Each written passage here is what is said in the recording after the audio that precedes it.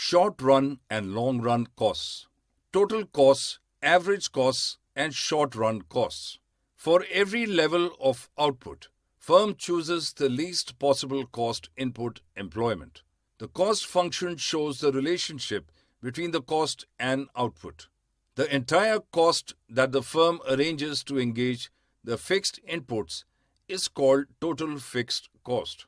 In the same way, we can get total variable cost too.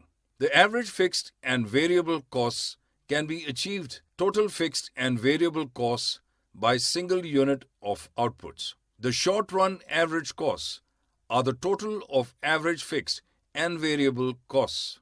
Like marginal product, the marginal cost is dependent on total variable cost in the production. The short-run marginal cost is calculated from the ratio between change in total cost and change in output. Shapes of short-run cost curves. Total fixed cost, TFC, is horizontal to x-axis. When variable cost, TVC, is added, it goes upward. In average fixed cost, AFC, it shows like a rectangular hyperbola where the TFC can be seen in a shape of rectangle.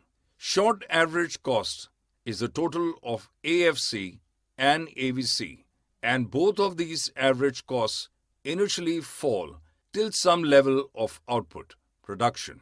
When they start to rise, AFC remains greater than AVC, so still then SAC remains to decrease. When being pointed to opposite directions, the AVC starts to recede, AFC. SAC initiates to increase. It is thus a U-shaped curve. The long-run cost and the shapes of the long-run cost curves. The long-run average cost, LRAC, is calculated by dividing the total cost by the single unit of the output, and long-run marginal cost is similar to the changes in the total cost per every unit change in the output of the production process.